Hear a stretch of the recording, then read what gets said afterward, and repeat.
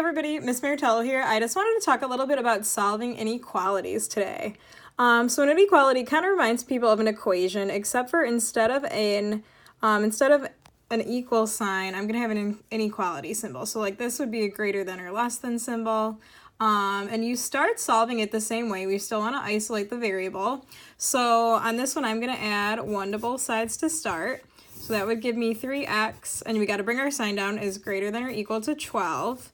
And then kind of the same idea there, I'm going to divide both sides by 3.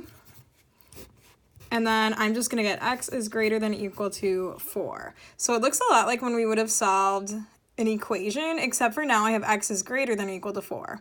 So like 4 will still work, and if I substituted 4 in there, it would still work. I can even check it. So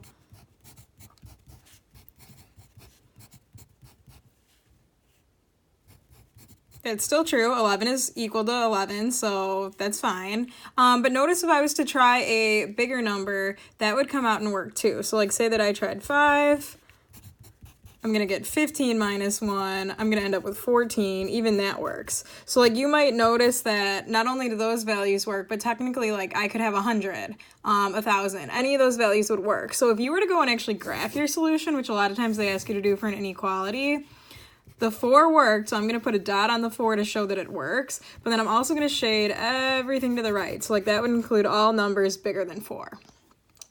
If I was to try one a little bit more complicated, so say this one's got some parentheses, just like you would in an equation, you're going to start by distributing, so I'd get 2x plus 6 minus 4x is less than 2. And then I can combine, so 2x and negative 4x is negative 2x, so I got negative 2x plus 6 is less than 2. I would subtract 6 on both sides of the inequality, leaving me with negative 2x is less than negative 4. And then this is where things get a little bit interesting. So now I'm dividing by negative 2.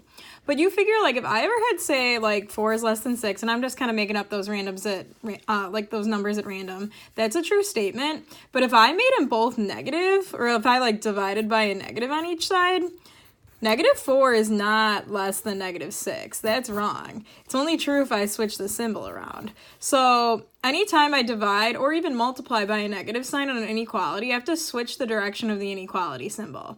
So then here, this still leaves me with x, and this is going to give me 2. But because I divided by a negative, I have to switch the direction of the inequality symbol. So now I'm given x is greater than 2. Notice it does not have the equal to on there. So 2 would not work as an answer because 2 is not greater than 2. It's equal to 2. So for this graph, then I'm going to have an open circle on there, and then I'm still going to be shading everything to the right because it's greater than. So like 3 would work, 4 would work, 100. So if you substitute it in, bigger numbers would work. Hope that's helpful. Thank you.